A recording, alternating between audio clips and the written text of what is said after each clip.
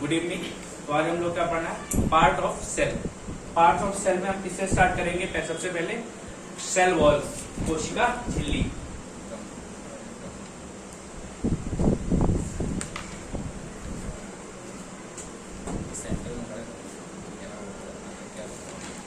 कोशिका झिल्ली, कोशिका झिल्ली क्या होती है? जो कोशिका है उसका जो बाहरी आवरण है, जो सबसे आउटर मोस्ट लेयर है, उसको क्या बोलते हैं? Cell wall. और ये सिर्फ किसमें पाई जाती है? सेल वॉल सिर्फ प्लांट्स में पाई जाती है। It is only found in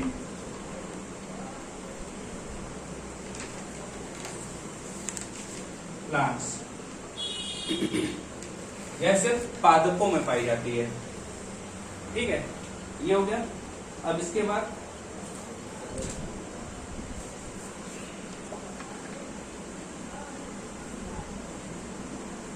और क्या, सिंगल सेलुलर क्या होता है और मल्टी सेलुलर क्या होता है?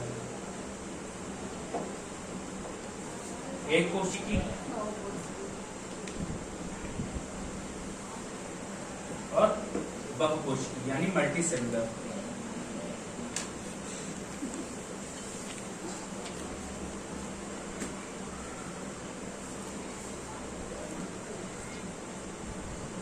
अब जो भी जीव कोई एक कोशिका का बना हो या एक प्रकार की कोशिकाओं से बना हो तो वो कैसा होगा?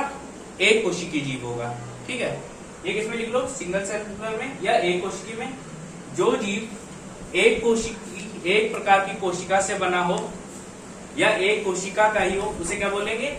एक कोशिकी जीव। और मल्टी सेलुलर जीव कौन से होते हैं? बहुकोशिकी, जिनमें जैसे मनुष्य या स्तनधारी जितने भी हैं और पौधे, इनमें हर अंग में अलग अलग प्रकार की कोशिकाएं होती हैं। जैसे हमारे लीवर में अलग होंगी, न्यूरॉन ब्रेन की अलग होंगी, नर्वस सिस्टम की, तो सब अलग अलग होती है। पौधों में तने की अलग होती हैं, जड़ की अलग होती हैं, पत्तियों की अलग होती है। तो सब कलियों में, फूल में सब अलग अलग प्रकार की कोशिकाएं प्राप्त होती हैं। ठीक है, तो इनको क्या बोलते हैं? मल्टी सेलुलर या बहुकोशिकी। ठीक है, और क्या? और देखो क्या बताया था, सेल से क्या बनता है? सबसे पहले टिश्यू, टिश्यू या ऊतक। इसको क्या कहते हैं? कोशिकाओं का समूह।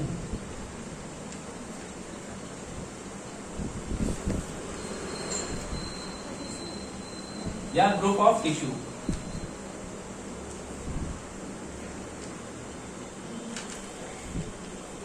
ठीक है, टिश्यू से क्या बनता है हमारा? ऑर्गन, ग्रुप ऑफ सेल है, नॉट टिश्यू। ठीक है, और टिश्यू से क्या बनता है? ऑर्गन या अंग। अंग से क्या बनता है? अंग तंत्र या ऑर्गन सिस्टम।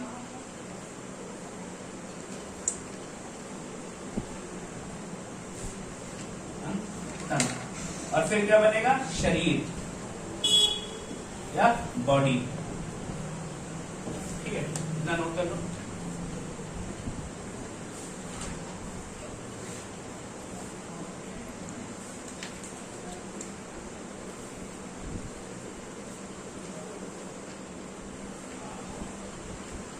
ठीक है, फिर इसके बाद आ जाते हैं हम लोग इस पे, सेल वॉल पे।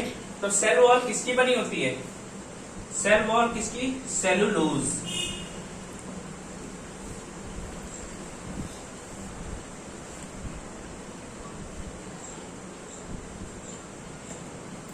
सेल वॉल किसकी बनी होती है? सेलुलोज की बनी होती है। और क्या क्या बताया था?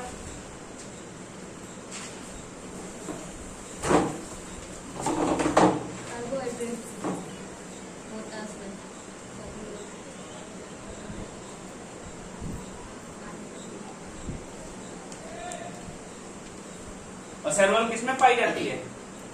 सिर्फ पौधों में या मनुष्य में, लेकिन किसमें? मनुष्य में नहीं पाई जाती, सिर्फ पौधों में पाई जाती है। ठीक है, अब सही है, गड़बड़ हो जाता है। ठीक है, और क्या होता है? ये जो सेलुलोज है या सेल वॉल है, ये क्या होता है? कोशिका का सबसे कठोर हिस्सा या हार्डेस्ट पार्ट ऑफ सेल।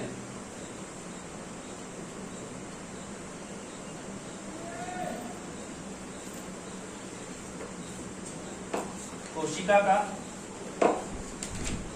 सबसे कठोर भाग। ठीक है, ऐसा क्यों होता है? क्योंकि यहाँ पे पानी नहीं होता है, due to absence of water. ठीक,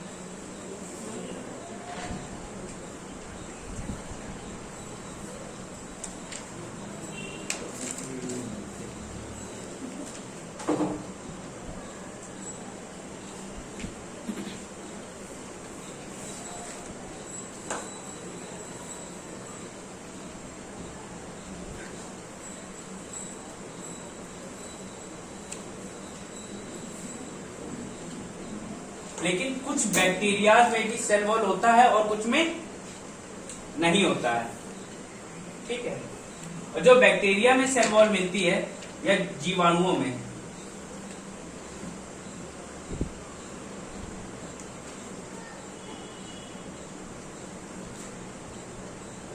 उसको क्या बोलते हैं? पेप्टिडो ग्लाइकॉन। हिंदी में भी यही नाम, कोई अलग नाम नहीं है क्या? पेप्टिडो ग्लाइकॉन। और क्या? फंगी या कवक की जो सेल वॉल होती है वो किसकी बनी होती है? काइटिन, एल्गी या शैवाल। इसमें जो सेल वॉल बनी होती है ये किसकी बनी होती है? ये भी सेल्यूलोज की बनी होती है। और सेल वॉल का काम क्या होता है? ये कोशिका को प्रोटेक्शन देती है या सुरक्षा देती है और उसके आकार का निर्धारण करती है।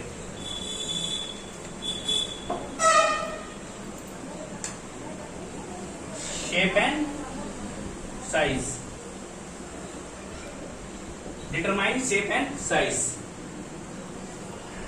ठीक है, ये कितनी बात हो गई सेल वॉल की। तो क्या क्या बताया?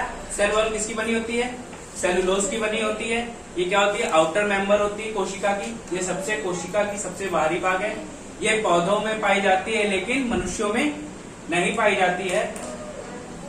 ठीक है, और ये जो सेलुलोज होते हैं किसके बने होते हैं? ये बात मैं भूल गया बताना। सेलुलोज जो है कार्बोहाइड्रेट के बने होते हैं।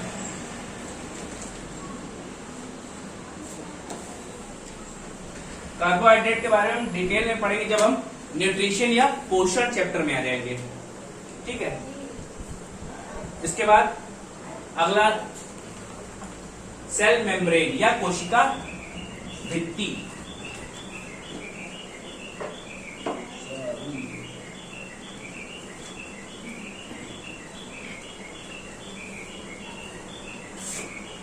इसके बाद सेल मेम्ब्रेन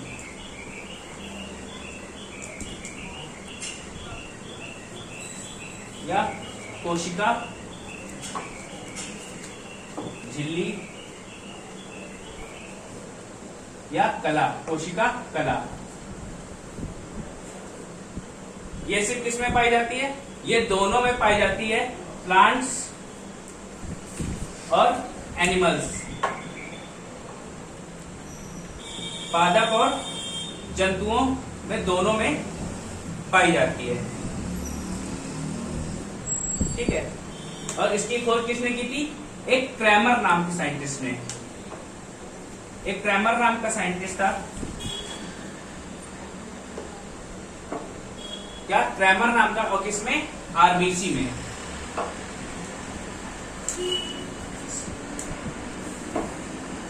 और ये कैसी संरचना होती है? ये द्विपर्तीय होती है या bilayered. It is bilayered structure. ठीक है, और ये किसकी बनी होती है? It is made of phospholipids. Phospholipid क्या होते हैं? ऐसे लिपिड्स जिनमें एक फॉस्फेट ग्रुप जुड़ा हो, PO4 माइनस। ये क्या है? Phosphate group. और ये किसका काम क्या होता है? सेल मेम्ब्रेन का या कोशिका झिल्ली का। इसका काम होता है कोशिका के अंदर कोई भी अणु जो जरूरी है इस कोशिका के लिए उनको अंदर देना, अंदर आने देना, और जो किसी काम के नहीं है उनको बाहर कर देना। ठीक है, तो it regulates the movement of molecules from inside to outside और आउटसाइड टू इनसाइड। ठीक है, यह कोशिका में अणुओं को अंदर से बाहर और बाहर से अंदर जाने की गतिविधि को नियंत्रित करता है। ठीक, अगली हेडिंग है क्या? इसको नोट कर लें।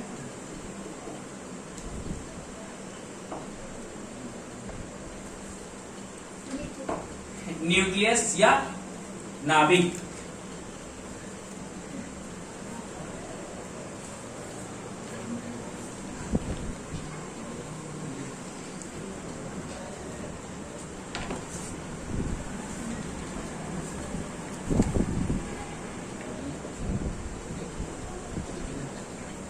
ठीक है, तो नाभिक कहां पे होता है? ये कोशिका है, ये बाहरी क्या है? सेल वॉल, कोशिका भित्ति, अंदर क्या है? ये कोशिका झिल्ली, सेल मेम्ब्रेन, और एक अंदर इसके ऐसा स्ट्रक्चर होता है, इसको क्या बोलते हैं?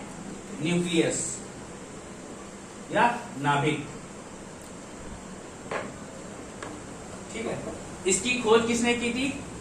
न्यूक्लियस की खोज की है रॉबर्ट ब्राउन। ठीक है, और ये क्या होता है? ये कोशिका का सबसे लंबा भाग होता है। It is the largest part of cell. यह कोशिका का सबसे लंबा भाग होता है। ठीक है, और क्या? ये प्लांट सेल में या पादप कोशिका में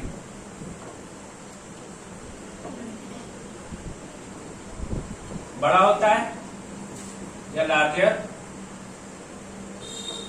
और एनिमल सेल में या जंतु कोशिका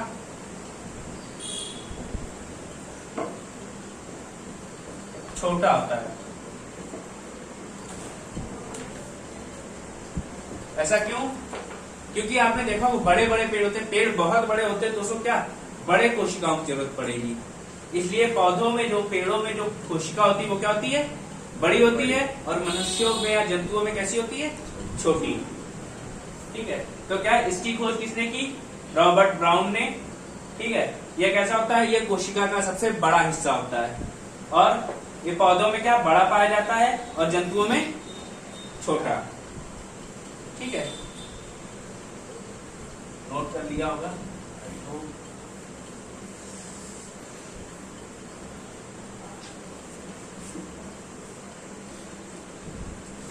न्यूक्लियस को ही क्या लिखा जाता है? ब्रेन ऑफ सेल, कोशिका का मस्तिष्क।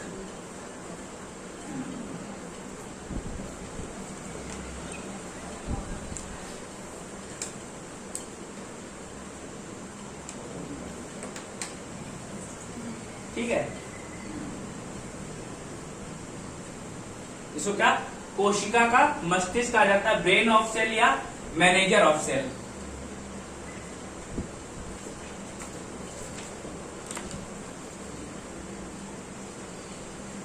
ठीक है, और क्या? न्यूक्लियस कहां नहीं पाया जाता है? एक तो आरबीसी में और दूसरा फ्लोएम में। फ्लोएम क्या होता है? फ्लोएम पौधों में पाया जाता है, जिसका कार्य क्या होता है? ये खाने को या फूड को पत्तियों में खाना बनता है, फोटोसिंथेसिस के थ्रू या प्रकाश संश्लेषण जिसको कहते हैं, प्रक्रिया के थ्रू पत्तों में खाना बनता है। उस खाने को अलग अलग भागों में ले जाने का काम कौन करता है? ये फ्लोएम करता है। ठीक है, और फ्लोएम में कौन सी कोशिका होती है? Sleeve cells, sieve cells, SIEVE cells, शीट कोशिकाएं।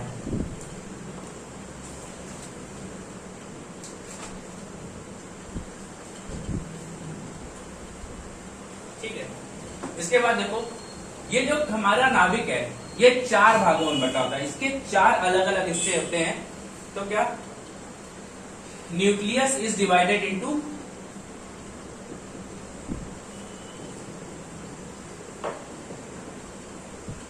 4 पार्ट्स, के 4 भाग होते हैं।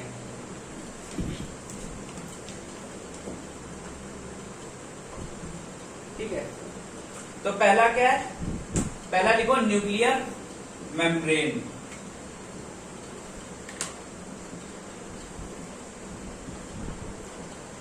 इसे क्या कहते हैं, केंद्रक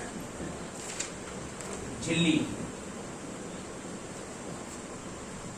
ये जो हमारा न्यूक्लियस के चारों तरफ ये बना हुआ है, इसकी बाहर की जो कवरिंग है इसको क्या बोलते हैं, ये जो बाहर का इसका आवरण है इसको कहेंगे केंद्रक झिल्ली। ठीक है, और किसकी बनी होती है ये, मेड ऑफ लाइपोप्रोटीन्स। ये बनी होती है इसकी लाइपोप्रोटीन्स की।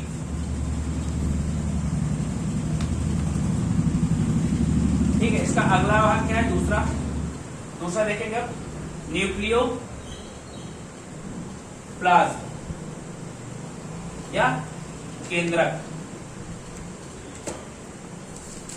ठीक है, ये कैसा होता है, इट इज कलरलेस, रंगहीन होता है। अगर आपसे पूछा जाए नाभिक का कौन सा हिस्सा रंगहीन होता है तो आप क्या जवाब देंगे, न्यूक्लियोप्लाज्म या केंद्रक। ठीक है, और इसमें क्या होता है, it consist of chromatin.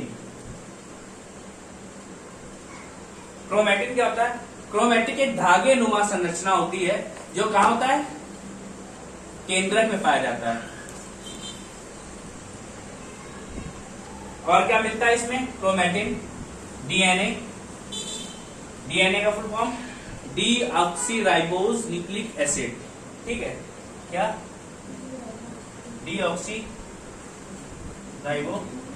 Nucleic acid. Acid की जगह अम्ल कर सकते हो, बाकी नाम यही रहेगा, हिंदी हो या इंग्लिश हो।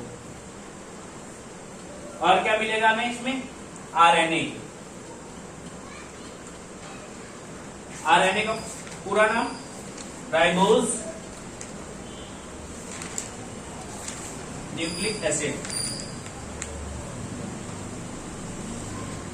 एसिड को आप हिंदी में लिख सकते हैं हम, बाकी नाम वही रहेगा, ribose nucleic acid, deoxyribo nucleic acid.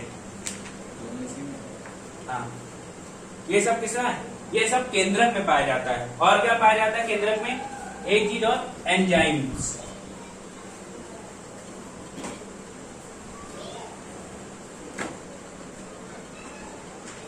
और एंजाइम्स पाए जाते हैं।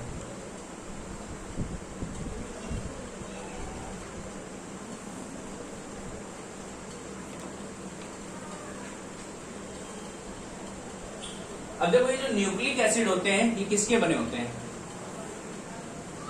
भाई न्यूक्लिक एसिड है तो किसी चीज से बने होंगे, ये बने होते हैं न्यूक्लियोटाइड्स।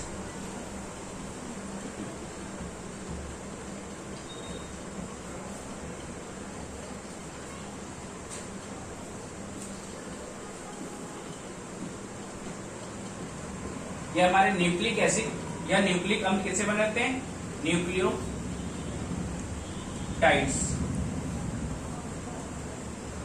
अब ये न्यूक्लियोटाइड्स क्या होते हैं, न्यूक्लियोटाइड्स होते हैं शुगर या शर्करा, बेस या क्षार प्लस फॉस्फोरिक एसिड।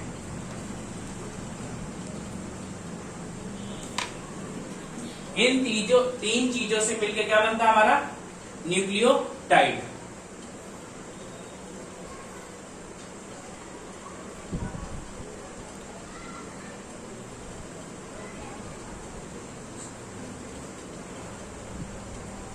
ठीक है, अब देखेंगे हम लोग क्या, डीएनए और आरएनए।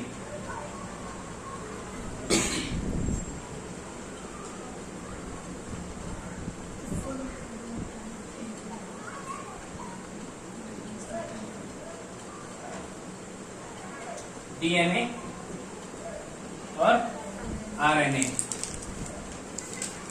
तो सबसे पहली बात, डीएनए की खोज किसने की? डीएनए की खोज किसने की?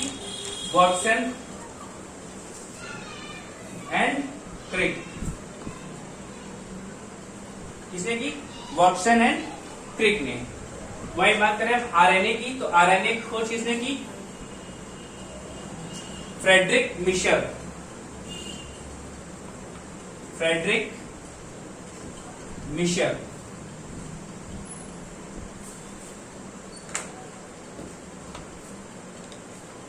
ठीक है। अब इनकी संरचना कैसी होती है? तो डीएनए की संरचना या स्ट्रक्चर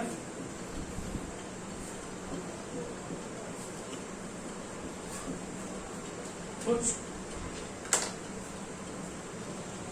ऐसी होती है। तो क्या? Double helix.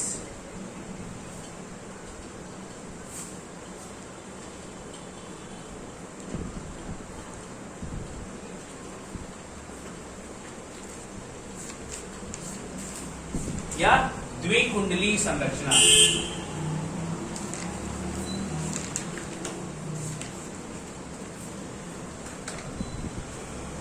ठीक है। और इसकी कैसी होती है? सिंगल। तो क्या? Single helix.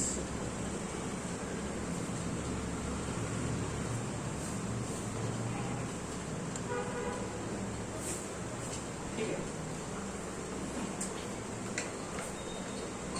अब ये जो हमारा डीएनए है, इसके जो ये जो बीच की दूरी है, इसका डायमीटर कितना होता है? इसका डायमीटर होता है हमारा, ये जो दूरी है ये होती है 20 एंगस्ट्रॉम, 20 एंगस्ट्रॉम। और अगर पूछा जाए कि दो कुंडलियों के बीच की दूरी, ये दूरी कितनी है इस पॉइंट से इस पॉइंट तक, तो ये कितनी होती है? 34 एंगस्ट्रॉम। ठीक है, कितनी? 34 एंगस्ट्रॉम। और जब डीएनए का स्ट्रक्चर आप लोगों ने पढ़ा होगा क्लास 9, 10 में या 8 में, जो भी पढ़ा हो, तो कुछ इस तरीके से अंदर बना होता है। क्या? A double bond T, C triple bond G. ये सेम ऐसे पूरे में बना होता है। तो ये क्या होता है? तो ये जो दो मॉलिक्यूल हैं, ए को क्या बोलते हैं? कुछ पता है? एडिनोसिन।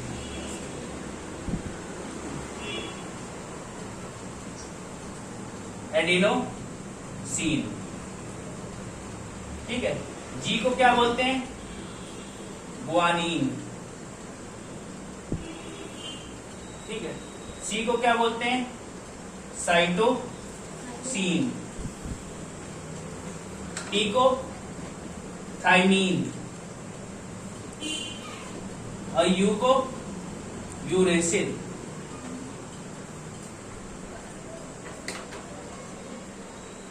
और इनके बीच में ये जो बॉन्ड पाए जाते हैं, ये जो बंध पाए जाते हैं, ये बॉन्ड कैसे होते हैं? Hydrogen bond.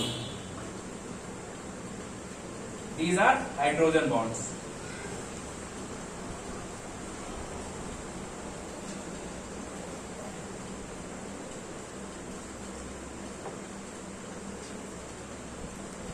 अच्छा, ये तो ठीक है, ए जी टी सी तो मिल गए, लेकिन यू कहाँ है? यू कुछ समझ में आया? यू कहाँ मिलेगा?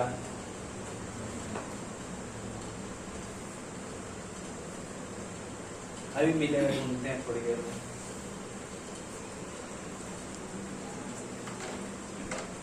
ठीक है, दो लाइनें खींच के ऐसा बना लो और लिखो पहले कि डीएनए पाया कहाँ जाता है।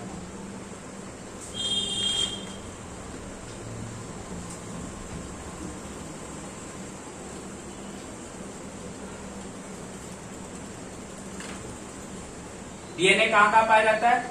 सबसे पहले केंद्रक में या न्यूक्लियर। ठीक है। दूसरी जगह क्या है? माइटोकॉन्ड्रिया। कहाँ पाया जाता है डीएनए? तो सबसे पहला क्या है? केंद्रक।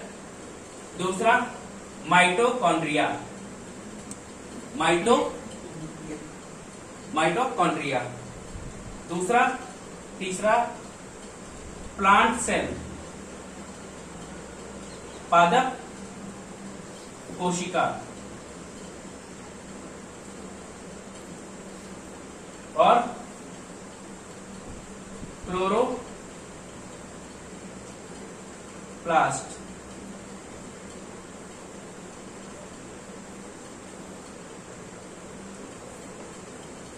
कहाँ पाया जाता है? केंद्रक में, माइटोकॉन्ड्रिया में, पादप कोशिका या प्लांट सेल और क्लोरोप्लास्ट में।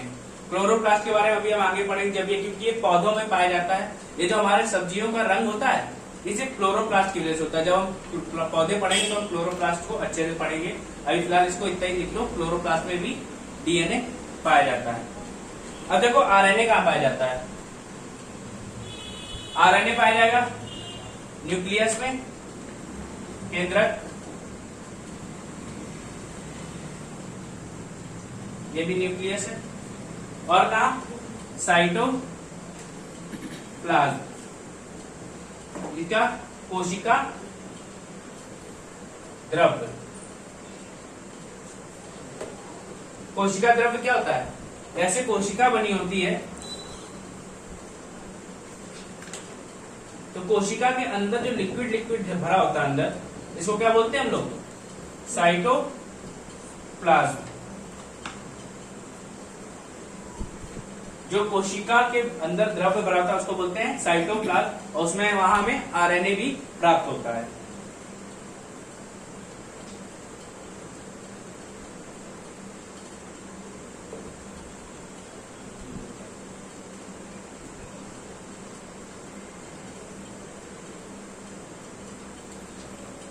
ठीक है। अब हमने एक चीज ये बताई थी, A double bond T, C triple bond G। तो ये क्या होते हैं? Nitrogenous base.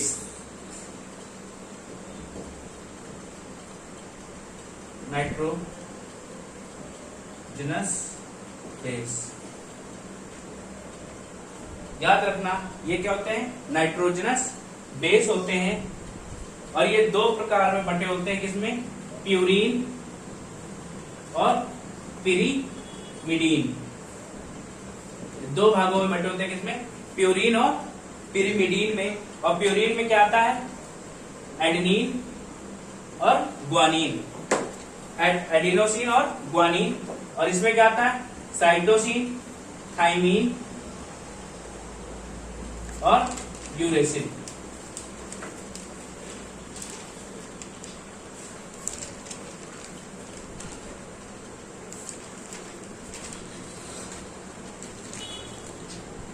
ठीक है।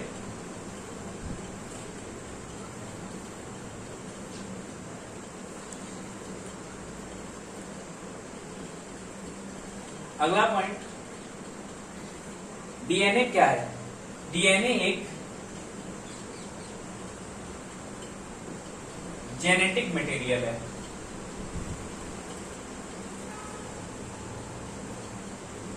या आनुवांशिक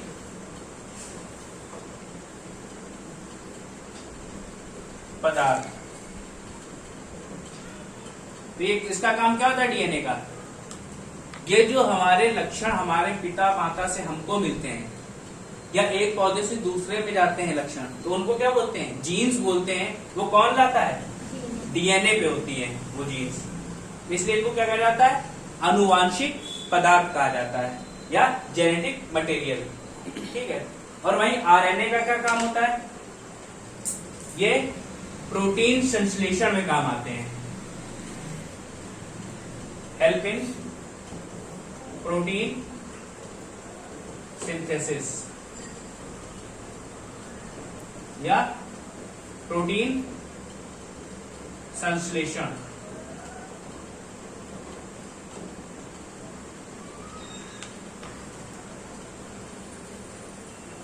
ठीक है। अब देखो आरएनए जो होता है हमारा, ये 3 प्रकार का होता है। कितने? 3 प्रकार का होता है। कौन कौन सा? एमआरएनए,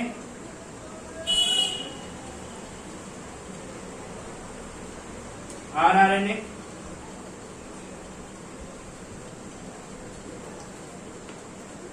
और tRNA।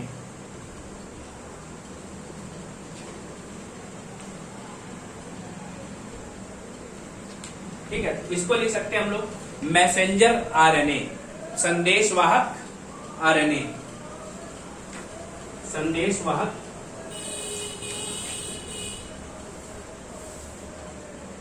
आरएनए या मैसेंजर।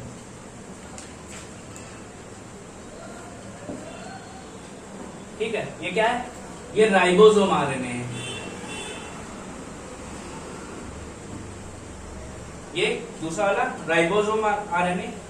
तीसरा ये स्थानांतरण आरएनए है, ये ट्रांसफर आरएनए या स्थानांतरण आरएनए।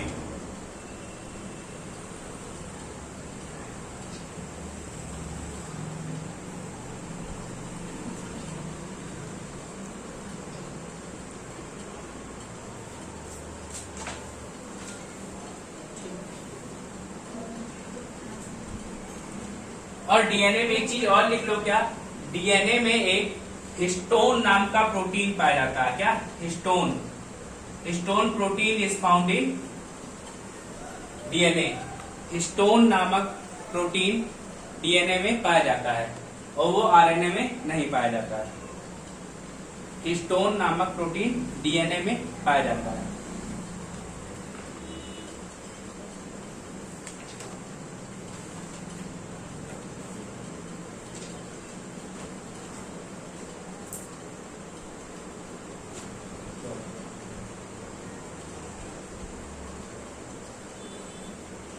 ठीक है, अगली हेडिंग डालो, क्या? क्रोमोसोम्स या गुणसूत्र।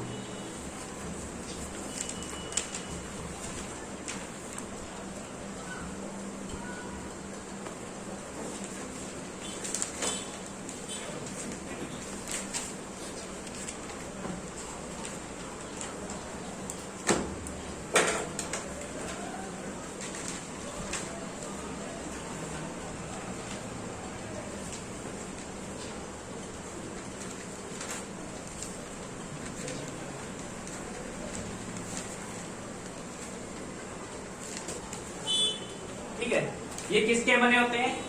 ये हिस्टोन प्रोटीन और डीएनए के बने होते हैं, प्लस डीएनए,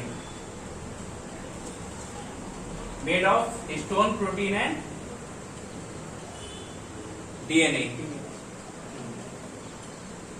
इसकी खोज किसने की? Discovered by Purkinje. खोज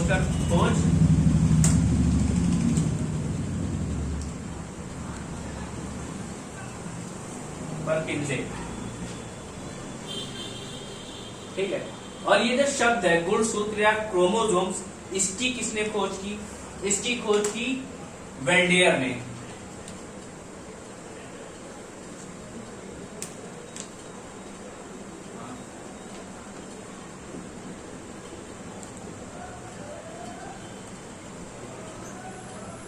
इस शब्द क्रोमोसोम्स की खोज किसने की? वेल्डेयर ने। ठीक है, अब यह भी कहा जा सकता है क्रोमोसोम्स या गुणसूत्र को देखा कब जाता है? तो जब हमारा एक क्या बताई थी, एक प्रक्रिया बताई थी, सेल जब मैच्योर हो जाता है बड़ा, तो सेल में क्या होता है? कोशिका में क्या होता है? कोशिका विभाजन। कोशिका विभाजन होता है तो इससे दो नए कोशिका बनती है, और जब दो नई कोशिका बनती है तो क्या? कोशिका विभाजन के समय ही हम गुणसूत्रों को देख सकते हैं। तो लिखो, chromosomes are visible during cell division. ठीक है, कोशिका विभाजन के समय गुणसूत्रों को देखा जा सकता है।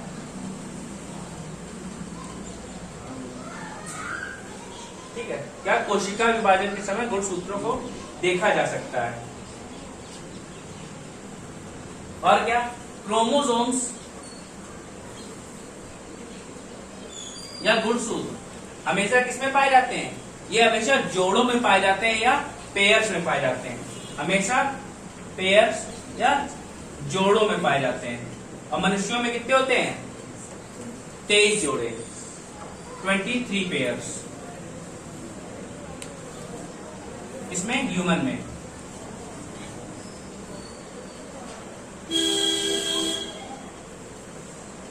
ठीक है, तो क्या किसका बनाता है? Histone plus DNA.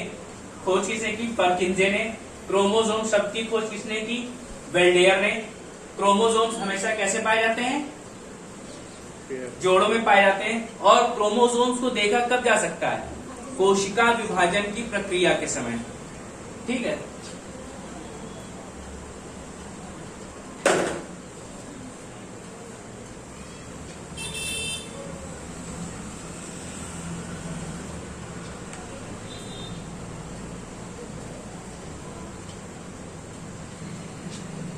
ठीक है।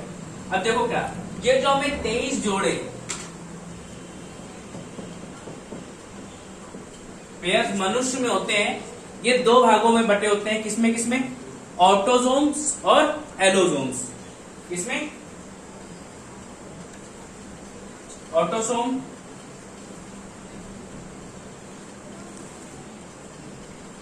या एलोजोम।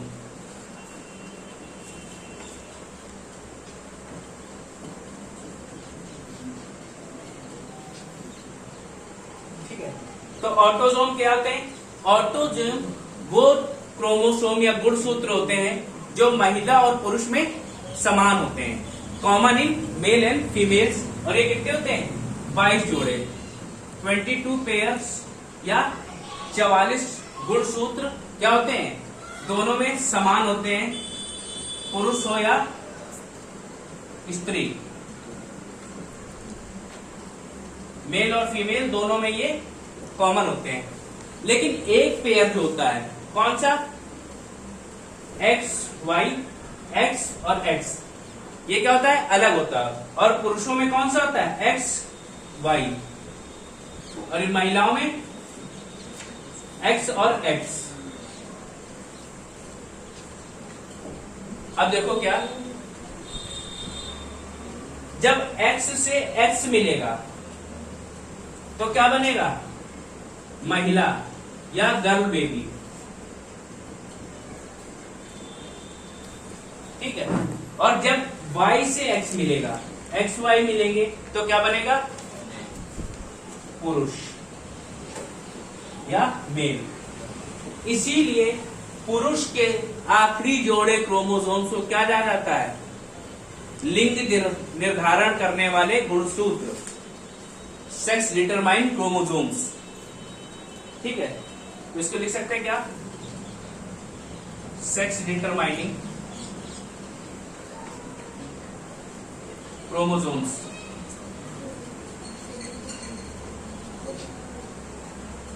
लिंग निर्धारण करने वाले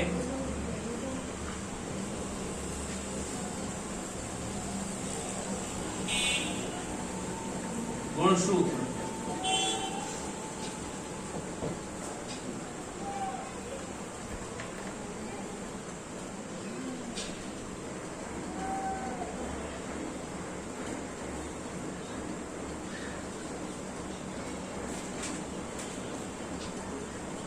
ठीक है, अब देखो क्या, ये तो महिला और पुरुष बन गए। कभी कभी क्या ट्रांसजेंडर या किन्नर, वो कैसे बनते हैं?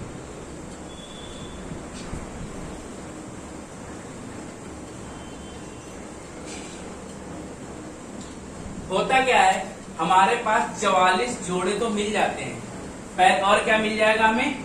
एक्स और वाई, पुरुष के क्रोमोसोम्स मिले। सेक्स डिटरमिनेशन क्या हो हमारा? पुरुष का। और इसमें क्या होता है? एक एक्स क्रोमोसोम और मिल जाता है आके, तो टोटल कितने हो जाते हैं? 44, 2 46 और 1 47, 47। और यहाँ पे क्या बन जाएगा? एक ट्रांसजेंडर बन जाता है, जिसे क्या कहते हैं? Klinefelter syndrome.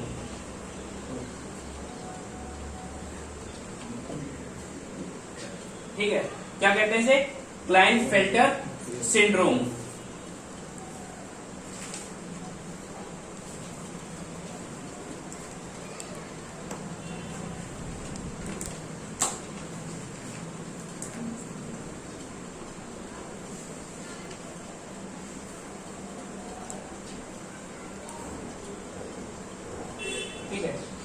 इंपॉर्टेंट जोड़े हैं जो पूछे जाते हैं कि इसमें कितने होते हैं।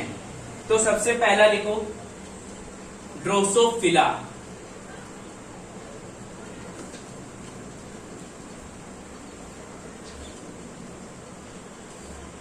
क्लाइनफेल्टर सिंड्रोम,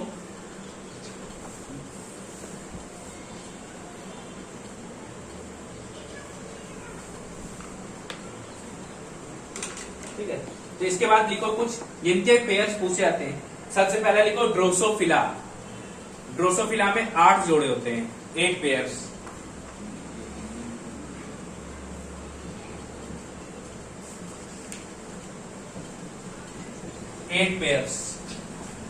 अगला कैट या बिल्ली। कैट में बिल्ली में कितने होते हैं? 19 जोड़े, 19 पेयर्स। उसके बाद चिंपैंजी।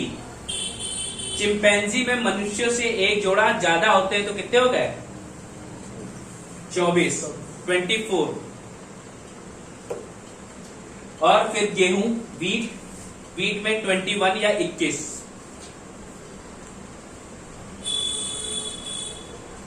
और लास्ट पी, मटर में कितने होते हैं? 7। सबसे कम क्रोमोसोम्स अगर किसी में पाए गए तो किसमें? मटर में पाए गए। इसलिए जिनको जेनेटिक्स का जनक कहा जाता है, अनुवांशिकी का जनक किसे कहा जाता है? ग्रेगर मेंडल को। उन्होंने सिर्फ मटर पे ही सबसे पहली बार अपना प्रयोग किया था। क्यों? क्योंकि मटर में सबसे कम जोड़े पाए जाते हैं, इससे उनका एक्सपेरिमेंट थोड़ा आसान हो गया। तो लिखो जेनेटिक्स या अनुवांशिकी।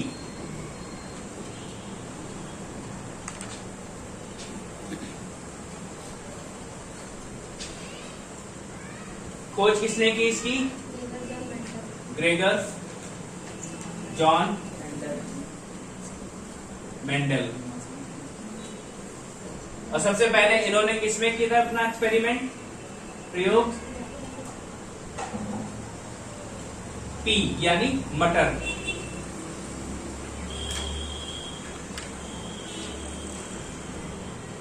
ठीक है। और इन्होंने किसकी खोज की?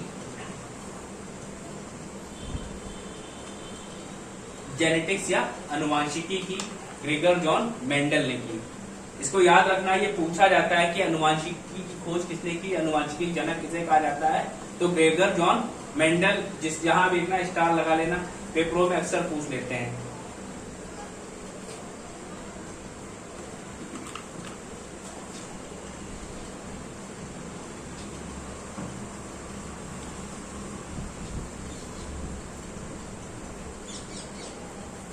ठीक है।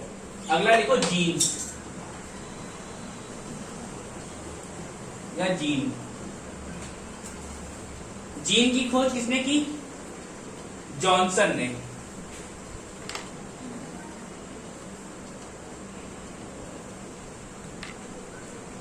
ठीक है। जीन की खोज की जॉनसन ने। और ये क्या होता है? डीएनए का एक भाग होता है। ये बना है तो ऐसे मोतियों जैसे छोटे छोटे दाने दाने स्ट्रक्चर बने होंगे। इसको क्या कहा जाता है? ये जीन्स है। ठीक है।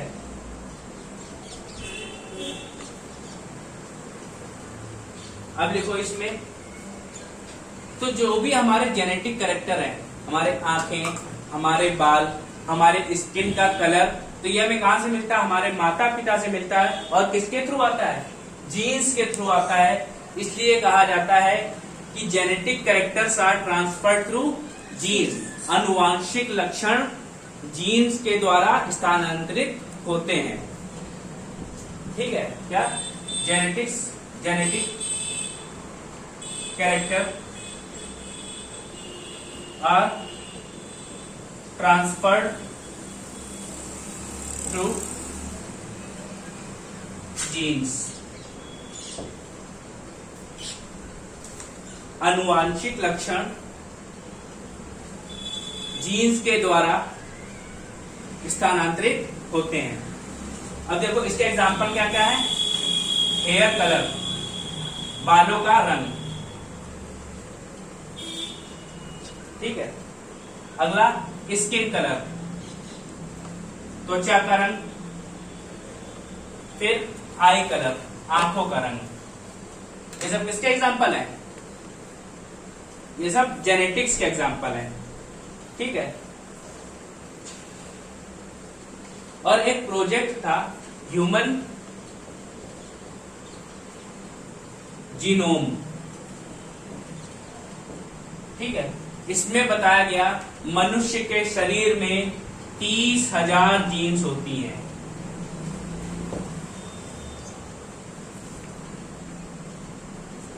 30,000, 30K। Human genome, GENOME। ये प्रोजेक्ट है human genome, project human genome, ठीक है।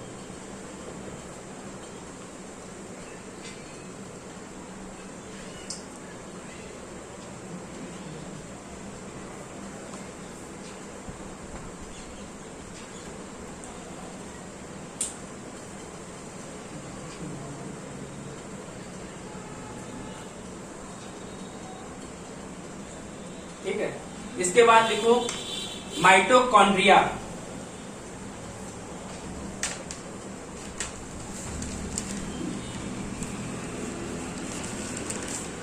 क्या देखेंगे? माइटोकॉन्ड्रिया।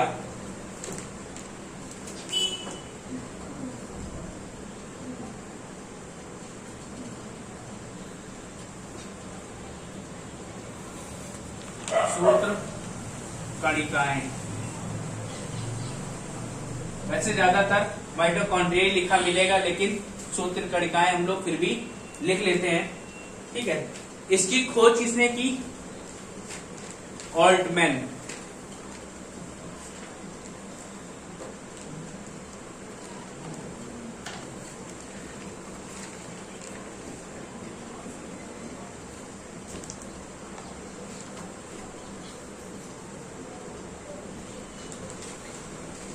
ऑल्टमैन ने की इसकी खोज, ठीक है। एनसीईआरटी किताबों में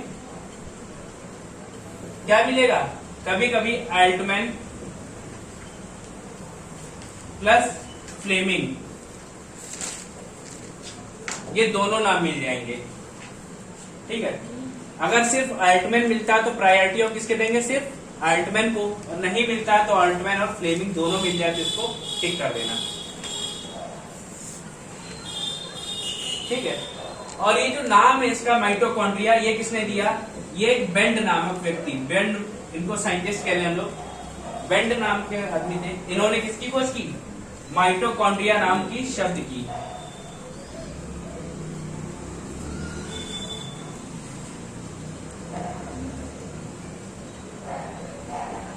माइटोकॉन्ड्रिया शब्द की खोज बेंड ने की,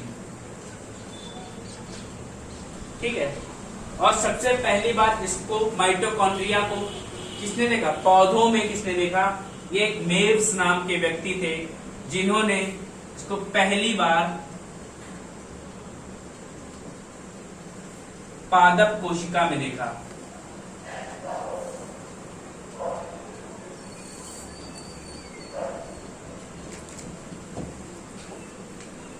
ठीक है। और सबसे पहली बार इसको बाहर किसने निकाला? एक बेंसले नाम के साइंटिस्ट थे या डॉक्टर,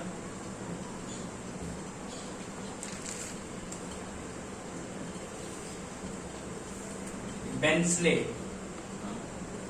तो इन्होंने क्या किया? इन्होंने यकृत से या लीवर से इसको अलग किया,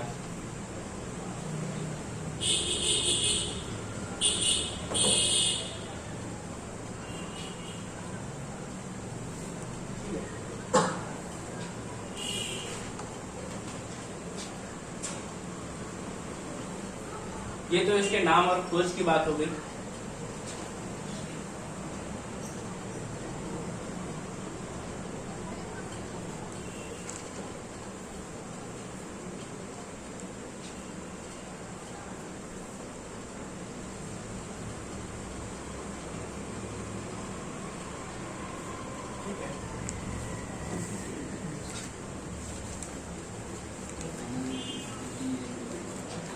अभी जो हमारा माइटोकॉन्ड्रिया होता है ये कैसा होता है?